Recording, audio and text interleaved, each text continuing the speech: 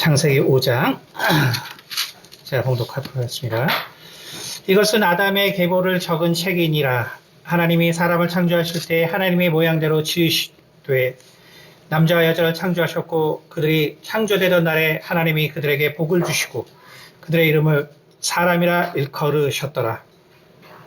아담은 130세에 자기의 모양 곧 자기의 형상과 같은 아들을 낳아 이름을 셋이라 하였고 아담은 셋을 낳은 후 800년을 지내며 자녀를 낳았으며 그는 930세를 살고 죽었더라. 아멘. 기도하겠습니다. 은혜가 많으신 아버지 감사합니다. 이 시간 가운데 함께 해주시고 또 우리가 하나님의 또 말씀을 통하여서 또한 우리의 삶과 또한 우리 인생의 삶을 돌아보며 또한 지혜를 얻는 시간이 될 수 있도록 도와주시옵소서. 오직 한 성령으로 말하고 듣는 시간으로 이끌어 주시기를 원합니다. 감사드리며 살아계신 우리 주 예수 그리스도를 받들어 기도드렸습니다. 아멘. 할렐루야. 네, 오늘 말씀 아담의 계보에 대해서 말씀을 나누도록 하겠습니다. 성경은 사실 이 많은 그 계보에 대한 기록이 쭉 나와 있습니다. 나와 있고 그리고 그것이 또 성경에 사실은 유대인들에게 특히 유대인들에게는 창세기를 사실 나누고 또한 창세기를 이해하는 그런 중요한 기록들입니다. 하지만 우리는 보통 이러한 기록들이 사실 우리에게는 되게 어렵고 또 생소하고 특히 이제 성경을 처음 보는 사람들에게 있어서는 이러한 그 기록들이 쉽게 다가오지는 않을 것입니다. 이제 아주 옛날에는 이제 그 족보가 집에 있는 분들이 가끔 계시기 때문에 이제 그런 분들이 처음 와서 성경을 읽을 때 하는 말씀들이 저는 이제 옛날에 이렇게 그 분들 가끔씩 보면은 성경도 우리처럼 이렇게 족보를 기록하네 이제 이런 얘기를 옛날 분들 중에서 하시는 분들이 계시는데 요즘은 이제 그런 사람들이 거의 없죠. 집에 이제 족보가 있는 경우가 거의 없기 때문에 지금은 잘 없는데 사실은 대부분의 특히 젊을 때일수록 우리가 이 계보를 바라보게 되면은 그야말로 성경의 내용을 아는 것도 아니고 그래서 이러한 이름들이 이제 왜 있나를 잘 모르기 때문에 우리는 사실 그냥 넘어가게 되고 이제 성경을 우리가 뭐 한 세네 번 정도 읽게 되면은 이제 그때 특히 뭐 마태복음이나 누가복음의 계보를 볼 때 이제 자기의 이제 기억력이 얼마나 좋은가 테스트하기 위해서 보는 경우들이 있죠. 그렇죠? 그래서 내가 얼마큼 성경을 많이 기억하고 있나. 그래서 보는 경우가 있습니다. 근데 참 이제 나이가 들고 저도 나이가 들고 그리고 참 사람에 대해서 많은 생각을 하게 되고 나서야 사실은 참 하나님이 말씀하시려고 하는 것이 참 사실은 이 아담의 계보이고 또 결국 성경에 나와 있는 그 계보들이구나 라는 것을 나이가 드니까 이제는 이러한 그 구절들이 그냥 이것이 어떤 말인가를 이제 생각해서 본다기보다는 그냥 이 말씀을 읽으면서 그거 자체로 다가오는 것들이 생깁니다. 그러니까 결국 우리 인간이라는 것이 참 무언가를 알고 참 깨닫기에 참 짧은 인생을 살고 있다라는 것을 우리가 알 수가 있습니다. 오늘 하나님께서 특별히 이제 창세기 5장에 이 아담의 계보에 대해서 말씀을 해주셨는데 우리가 먼저 간단하게 여기서 우리가 생각할 수 있는 것이 무엇이냐면은 창세기 5장의 1절에 이렇게 썼는데 이것은 아담의 계보를 적은 책이니 이렇게 나와 있죠. 그래서 하나님이 사람을 창조하실 때 하나님의 모양대로 지으셨고 이렇게 나와 있는데 사실 영어로 이제 우리가 창세기를 제네시스라고 이야기를 하고 그 다음에 이제 그 계보를 그 지니얼러지라고 하지요, 그렇죠? 그 다음에 그러한 것들을 담은 것을 또 우리가 진이라고 합니다.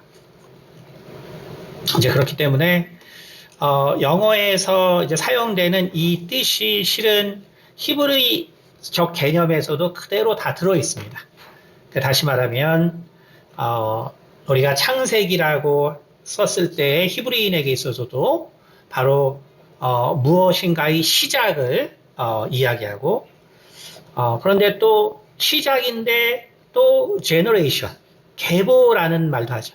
그러니까 시작과 계보라는 것이 무엇을 의미하나를 결국은 성경은 보여주고 있습니다. 사실 이 단어를 통해서만도 우리가 직접적으로 알 수 있는 것이 뭐냐면 결국 우리는 하나님이 세상을 이렇게 창조하신 그 창조를 통해서 인간은 하나님의 정말 그 광대하심과 또 과학이 발달할수록 그 위대하심을 우리가 바라보지만 사실 하나님이 말씀하고 싶은 것은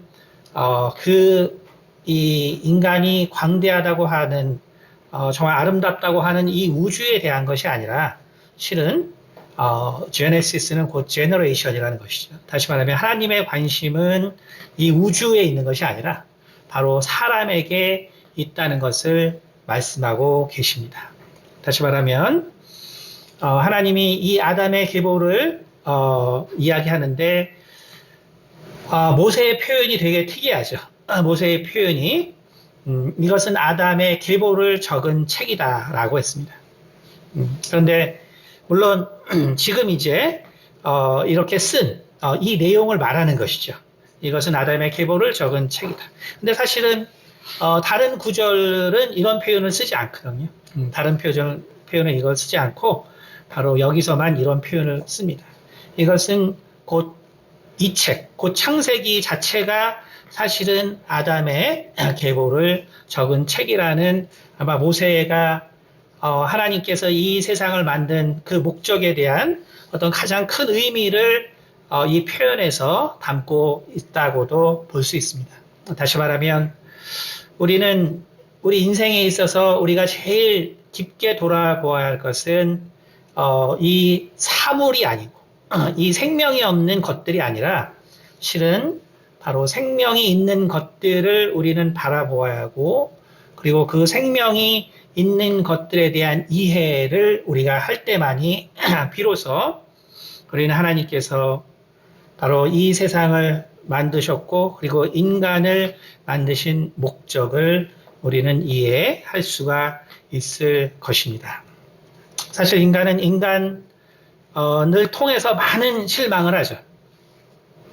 인간은 인간을 통해서 많은 실망을 하고 그리고 또한 오늘날 그 우크라이나의 전쟁에서 보는 것처럼 그렇게 많은 사람들이 의미 없이 죽어가기 때문에 우리는 바로 그 인간이라는 것이 별 볼 일 없는 것처럼 보이고 느껴질 때가 많지만 하지만 하나님의 관심은 바로 이 우주에 있는 것이 아니라 바로 우리에게 있다라는 사실을 우리는 먼저 기억해야 할 것입니다.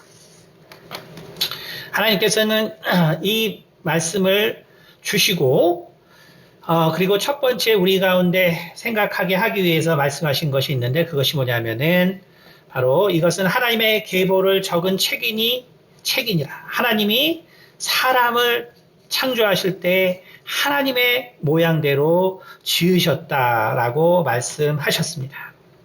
그리고 3절에 보면 아담은 130세에 자기의 모양 곧 자기의 형상과 같은 아들을 낳아 이름을 셋이라고 하였다라고 기록했습니다. 다시 말해서 아담은 하나님의 형상대로 만들어졌고 그리고 아담은 그 형상을 잃지 않고 바로 자기와 같은 사람, 셋을 낳았는데 곧 그 모습은 사실은 하나님의 모습이라는 것이죠. 그렇기 때문에 우리가 분명히 알아야 될 것은 우리는 우리가 낳은 우리가 낳은 자녀가 곧 하나님의 형상을 가지고 있다는 매우 평범한 사실을 놓쳐서는 안 됩니다. 우리는 우리 자녀를 낳았을 때 바로 그 자녀에게 하나님의 형상이 있다는 사실을 기억해야 하고, 하지만 자녀는 변합니다. 자녀는 내가 변해온 것처럼 자녀 역시 변합니다. 그러나 그 자녀가 어떻게 변하든 간에 바로 부모가 알아야 될 것은 바로 하나님의 형상은 거기서 변하지 아니하고 계속적으로 유지되고 남아 있다는 사실을 부모들은 그 마음 가운데 정말 새길 수 있는 지혜가 있어야 합니다. 두 번째는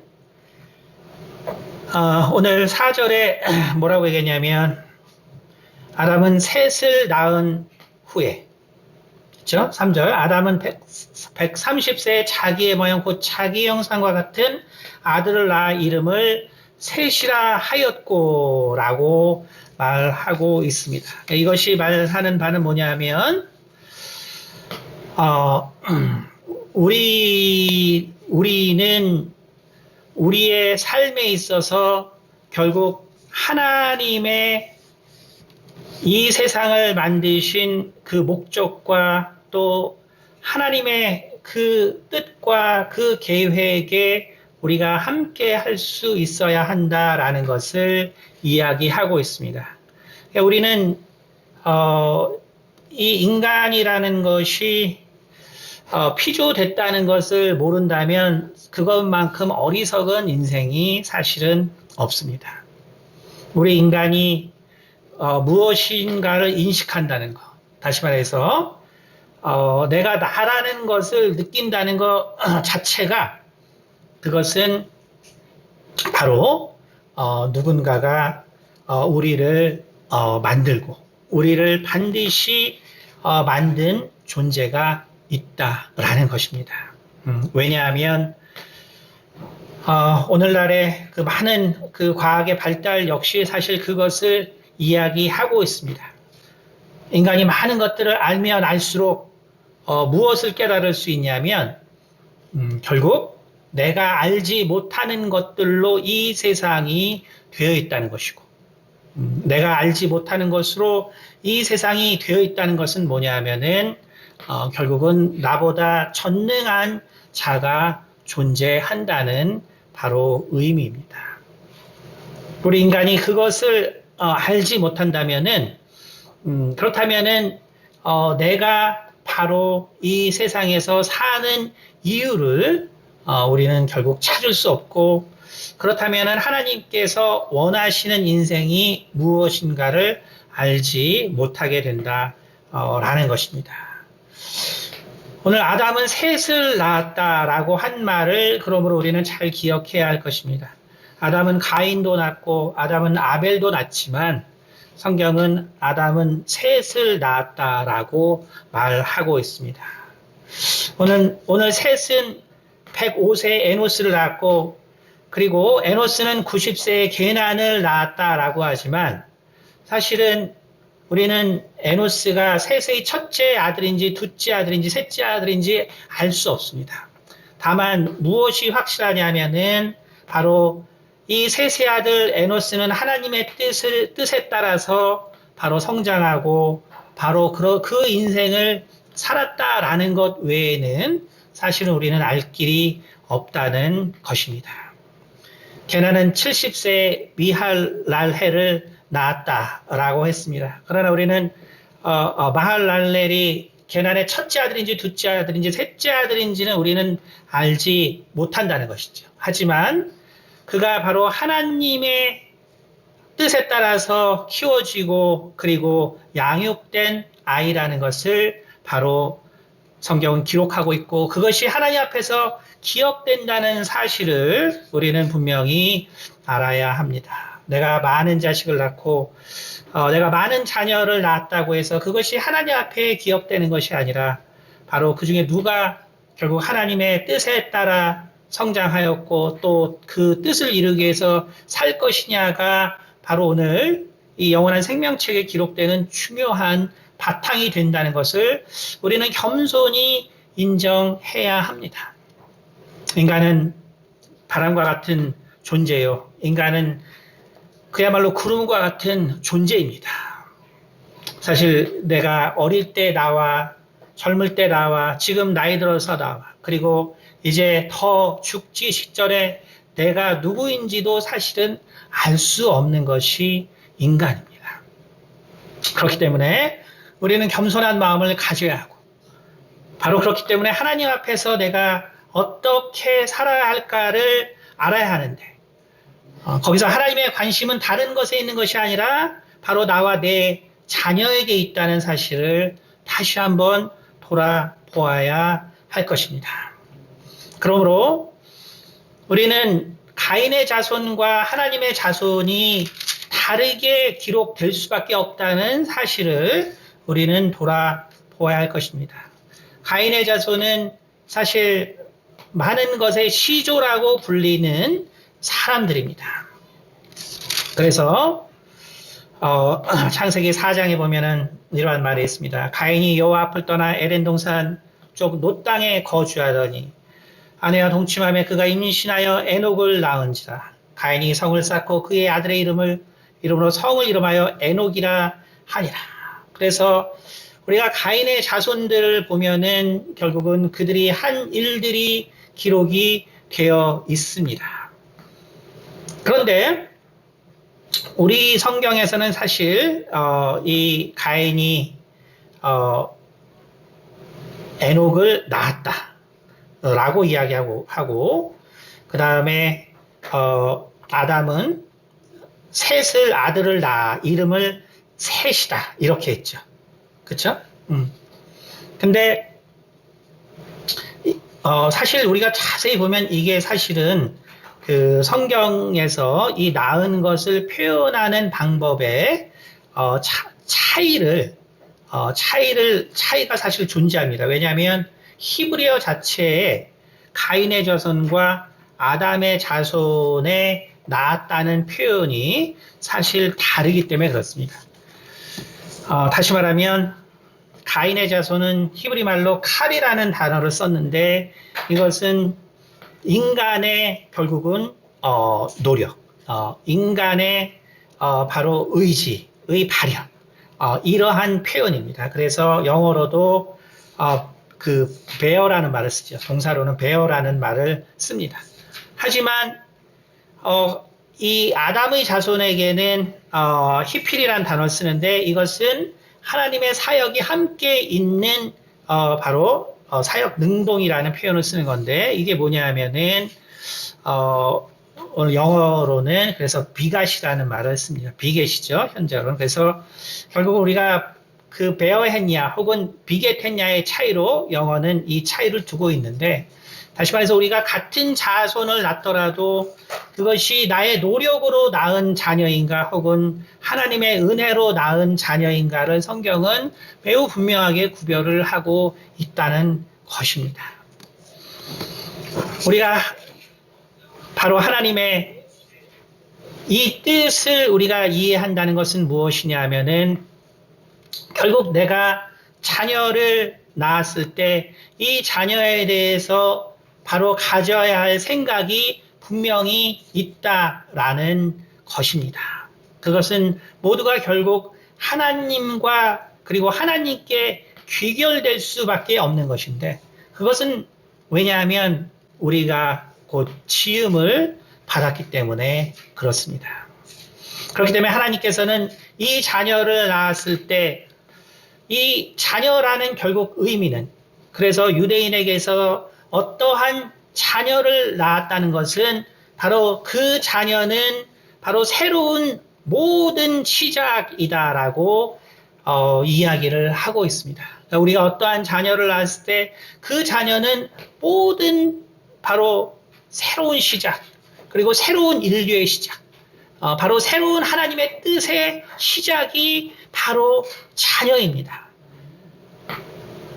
내가 아무 생각 없이 정말 낳고 그리고 기르고 아무 생각 없이 키울 대상이 아니라는 것을 성경은 아주 분명히 이야기를 하고 있습니다. 그것이 바로 왜 가인의 자손과 아담의 자손의 바로 그 내용이 틀린가?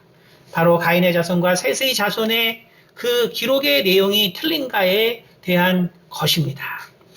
가인의 자손은 자신의 힘과 자신의 능력으로 나왔기 때문에 바로 세상에서 그들이 이룬 일에 대해서 기록을 하고 있는 것입니다.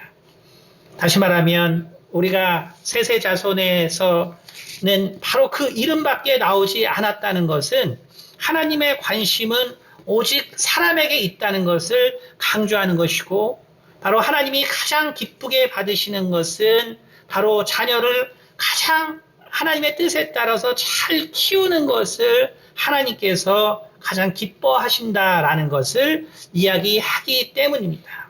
셋의 자손이 아무런 능력이 없고 무능하다는 것을 말하는 것이 아니라 바로 그들에게 있어서 가장 중요한 것은 이 세상의 어떠한 성취가 아니라 바로 하나님의 자녀들을 잘 키워내는 일이 가장 중요한 일이기 때문입니다. 바로 그 안에서 하나님은 새로운 시작을 할 수 있습니다.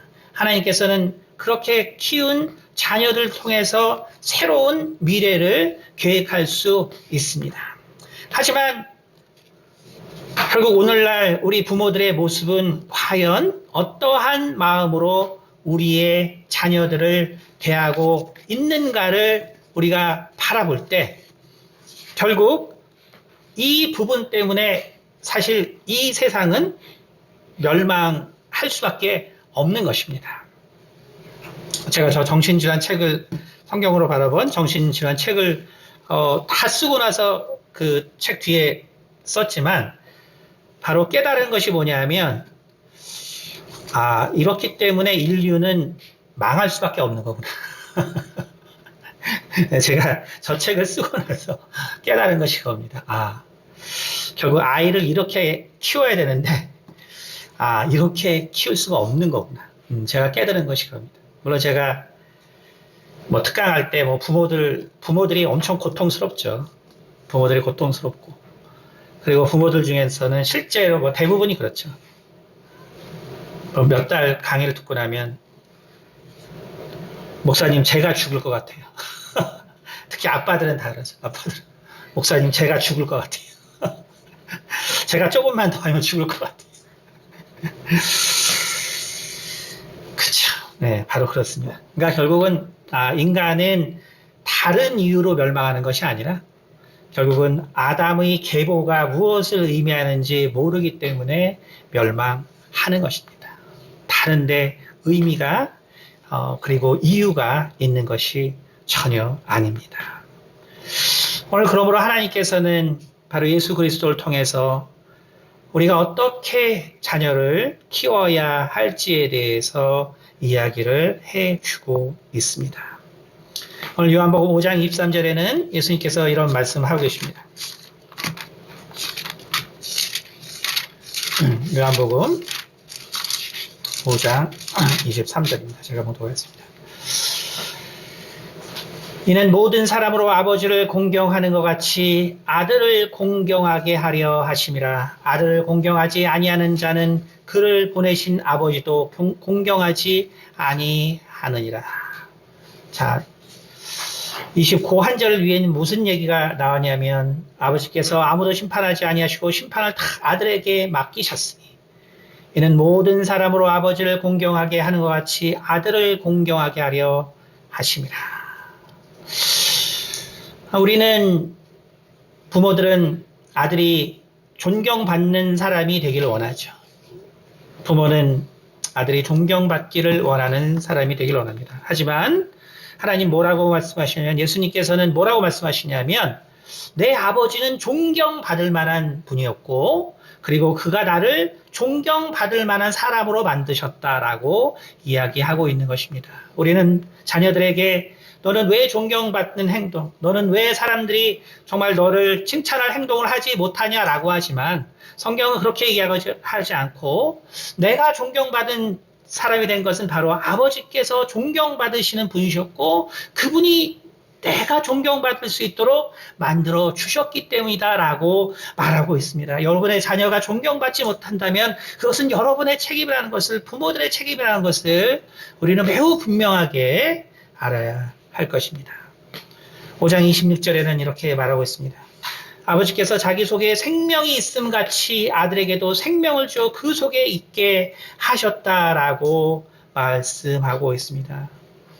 바로 우리는 우리 자녀들에게 정말 이 생명과 이 생명의 능력이 그 자녀에게 있도록 바라고 또 그 생명이 왜 너희 가운데 있지 않냐라고 말하지만 그러나 오늘 성경은 예수님께서 뭐라고 말씀하시냐면 나의 생명은 아버지 속에 있던 생명이고 그리고 그 아버지가 나에게도 그 생명을 주셔서 내가 생명의 근원이 되었다라고 말하고 있습니다. 여러분 자녀에게 생명을 주는 것은 항상 부모님이라는 것을 알아야 합니다.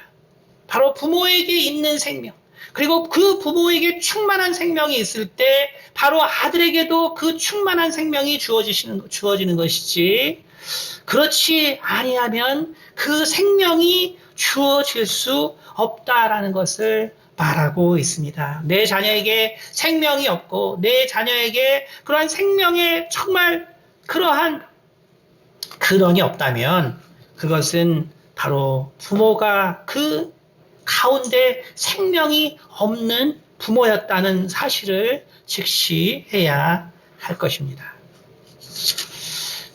요한복음 12장 41절에는 예수님께서 이렇게 말씀하고 계십니다. 12장 49절 50절입니다. 내가 내 자의로 말한 것이 아니요 나를 보내신 아버지께서 내가 말한 것과 이를 것을 친히 명령하여 주셨으니 나는 그의 명령이 영생인 줄 아노라. 그러므로 내가 이르는 것은 내 아버지께서 내게 말씀하신 그대로니라 하시니라. 아멘. 오늘 예수님께서 정말 이 땅에서 하나님의 뜻을 행할 수 있었던 것은 바로 아버지께서 내게 모든 것들을 말씀해 주셨기 때문이다 라고 말하고 있습니다. 우리는 자녀들에게 너의 신앙이 왜 그렇고 너는 신앙이 왜 그 모양이고 너는 왜 그 꼴이고 라고 하지만 중요한 것은 과연 부모가 정말 이 하나님의 말씀 다시 말해서 정말 이 하나님의 말씀을 자녀들에게 이야기를 과연 해주었는가. 다시 말하면 하나님 아버지가 예수님께 그 모든 것들을 이해시킬 수 있도록 그 최선의 노력을 다한 것 같은 그 노력을 하였는가를 돌아보라라는 것입니다. 우리는 자녀에게 정말 하나님의 사람이 되라고 아무리 얘기하고 하나님의 말씀을 아무리 들으라 얘기해도 부모가 그 말씀 안에 살지 못하고 그 말씀 가운데 함께하지 못한다면 자녀는 그 말씀을 따라서 절대로 살 수 없는 존재라는 것을 예수님께서는 우리에게 보여주고 계신 것입니다. 요한복음 17장 1절에는 이렇게 말하고 있습니다. 예수께서 이 말씀을 하시고 눈을 들어 하늘을 우러러 이르시되 아버지여 때가 이르렀사오니 아들을 영화롭게 하사 아들로 아버지를 영화롭게 하옵소서. 오늘 부모들은 이렇게 말합니다. 네가 좀 잘 돼서, 네가 좀 잘해서 우리 집안을 좀 일으켜야지. 네가 좀 잘해서, 네가 정말 이 부모의 낯짝을 부끄럽게 하지 말아야지라고 하지만 예수님께서는 오늘 그렇게 말하지 않고 아들을 영화롭게 하사 아들로 아버지를 영화롭게 하옵소서라고 말하고 있습니다. 여러분이 자녀를 먼저 영화롭게 해야 되고 부모가 먼저 자녀를 영화롭게 영광스럽게 부모가 만들어 줘야 바로 자녀는 이제 그 받은 것으로 부모님께 영광을 돌릴 수 있다는 아주 평범한 사실들을 우리 부모들은 놓쳐서는 안 됩니다. 여러분, 자녀는 단지 부모의 거울일 뿐이라는 사실을 기억하셔야 합니다. 자녀는 단지 부모의 거울이라는 이 뼈 아픈 사실을 기억해야 합니다. 우리는 그 사실을 기억하고 우리는 정말 하나님께서 우리에게 주신 이 자녀의 의미를 우리는 생각하고 그 자녀의 의미를 우리는 포기해서는 안 되고 바로 하나님께서 원하시는 그 새로운 시작에 대해서 정말 내 자녀에게 주시는 그 새로운 시작이 무엇인가를 정말 기대하고 그것을 바라는 마음으로 우리는 그 자녀를 양육하고 키우는데 포기해서는 안 됩니다. 왜냐하면 결국 자녀는 나의 인생의 요약이기 때문에 그렇습니다. 여러분 결국 우리 인생을 쭉 살아볼 때 제가 항상 말씀드리는 것처럼 세상에서 제일 전도하기 어려운 사람은 자녀가 잘된 사람입니다. 세상에 많은 사람이 있지만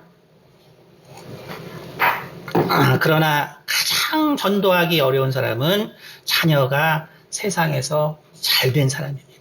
그것은 뭘 말하냐면 그만큼 부모에게는 자녀가 전부라는 것입니다. 사실은. 자녀가 잘 되면 부모는 더 바랄 게 없다는 거예요. 그렇기 때문에 그들은 하나님을 믿을 생각을 하지 않습니다. 그만큼 자녀는 내 인생의 요약이라는 거예요. 그렇기 때문에 내가 자녀를 포기해서는 안 되는 것입니다.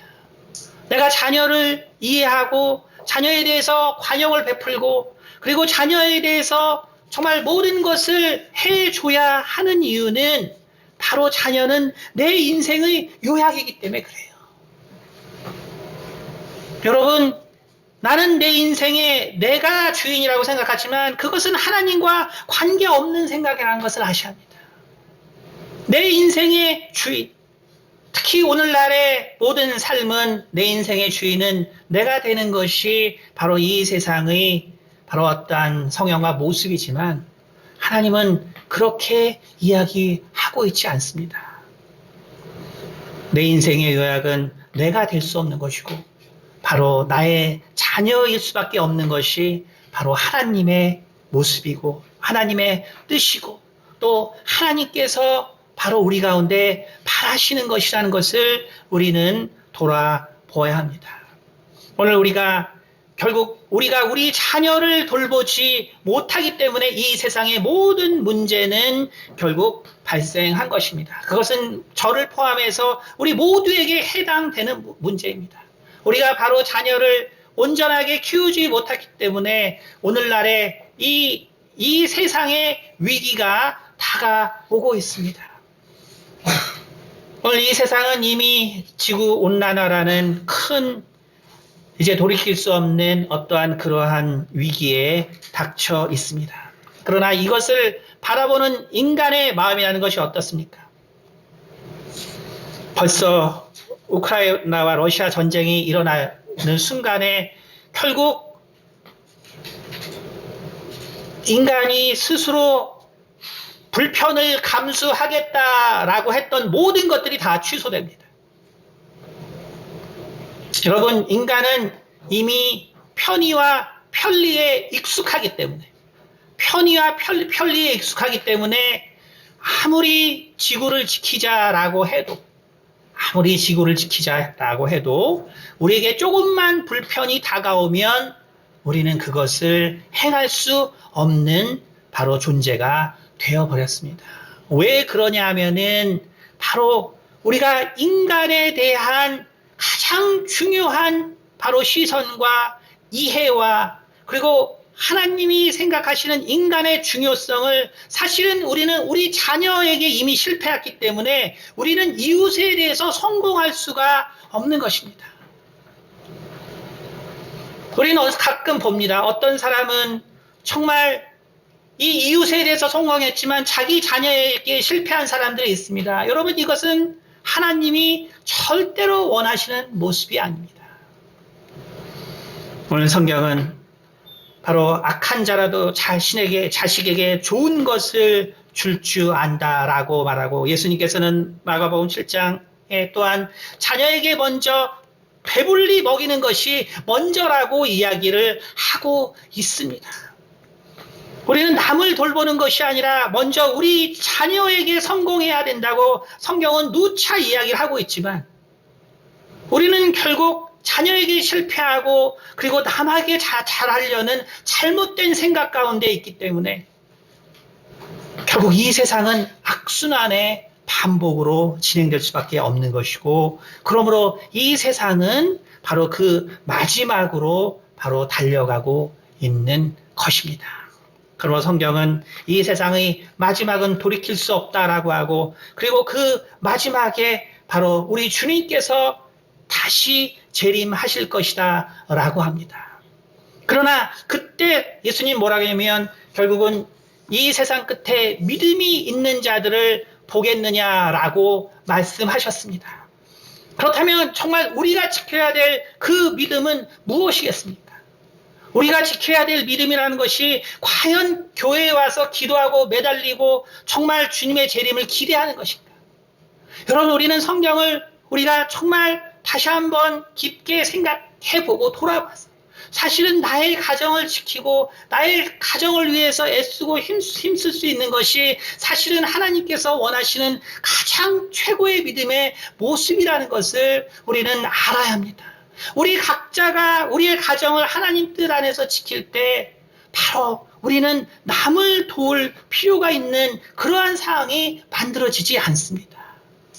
우리는 그러므로 항상 먼저 우리 자신을 돌아보아야 하고 그리고 우리 가정을 먼저 돌아보아야 할 것입니다. 이러한 가장 간단한 것에서 우리는 실패하기 때문에 결국은 이 세상의 종말이라는 것이 바로 우리 가운데 참 극복이 될 수 없는 바로 그러한 상태까지 진행되어 왔다라는 것입니다. 로마서 8장 14절에 이렇게 말하고 있습니다. 너희는 다시 무수하는 종의 영을 받지 아니하고 양자의 영을 받았으므로 우리가 아빠 아버지라고 부르짖느니라. 성령이 친히 우리의 영과 더불어 우리가 하나님의 자녀인 것을 증언하시니라. 아멘. 우리는 우리의 자녀가 그리고 내 자녀를 돌보는 것이 나의 이익을 챙기는 것이 아니라는 것을 알아야 합니다. 바로 우리 자녀는 하나님의 형상을 가졌고 그리고 우리 자녀가 곧 하나님의 아들입니다. 그렇기 때문에 우리 자녀를 돌보는 것이 곧 하나님의 자녀를 돌보는 것이기 때문에 우리의 일의 순서에 대해서 우리는 항상 어긋나지 않도록 바로 우리의 삶의 방법을 돌아보아야 할 것입니다. 로마서 8장 29절에는 이렇게 말하고 있습니다. 하나님이 미리 아신 자들을 또한 그 아들의 형상을 본받게 하기 위하여 미리 정하셨으니 이는 그로 많은 형제 중에서 맏아들이 되게 하려 하심이라 라고 말씀하셨습니다. 바로 우리 모두에게는 아들의 형상, 다시 말해서 또한 예수 그리스도의 형상이 우리에게 있습니다. 바로 우리 자녀에게 예수 그리스도의 형상이 있기 때문에 우리는 우리의 자녀를 포기하는 그러한 어리석은 일이 없어야 할 것입니다. 바로 우리가 끝까지 우리 자녀들에게 있는 그 아들의 형상을 우리가 바라보고 그리고 정말 우리가 하나님의 자녀를 대신 키우는 부모의 입장으로서 우리는 우리 자녀들을 돌아보고 부모는 정말 내가 그 자녀에게 이런 것을 바라고 그것을 하라고 가르치는 것이 아니라 바로 내가 먼저 공경받을 만한 사람이 되어서 그래서 자녀가 공경받을 만한 자녀로 성장할 수 있도록 이끌어야 하는 것이고 바로 내가 생명이 충만한 자가 되어서 그 생명을 그 자녀 안에도 있게 해야 하는 것이고 바로 내가 하나님의 말씀을 이해하고 그 말씀에 살기 위해서 노력함으로 그것을 보고 자녀도 그 하나님 말씀 안에서 살 수 있도록 해야 되는 것이고 내가 먼저 자녀에게 영광을 돌림으로써 자녀가 나에게 영광을 돌리게 해야 한다는 가장 기본적인 사실들을 놓쳐서는 안 됩니다. 우리는 이 아담의 계보를 통해서 우리의 삶을 돌아보고 우리의 인류를 우리가 다시 돌아보고 마지막에 우리가 지켜야 되는 믿음의 모습들이 무엇인가를 보고 우리가 우리 가운데 주어진 이 하나님의 형상을 갖고 있는 우리 자녀들을 포기하는 그러한 어리석은 일들이 없어야 할 것입니다. 기도하겠습니다. 은혜가 많으신 아버지 감사합니다. 우리 모두는 참으로 어리석고 우리 모두는 참으로 모래 위에 집을 짓는 자들과 같습니다. 주님, 이것이 정말 인간의 참으로 민낯이고 그리고 이제 마지막으로 파멸로 달려가는 인간의 모습들입니다. 하지만 하나님께서는 정말 이 아담의 계보가 주께서 오실 날까지 끊이지 않기를 원하고 계십니다. 우리가 정말 이 아담의 계보의 의미를 우리가 다시 살펴보므로 우리의 신앙의 모습을 돌아보게 도와주시고 그것을 통하여 말세에 우리의 믿음을 지킬 수 있도록 도와주시옵소서. 감사드리며 살아계신 우리 주 예수 그리스도를 받들어 기도드렸습니다. 아멘.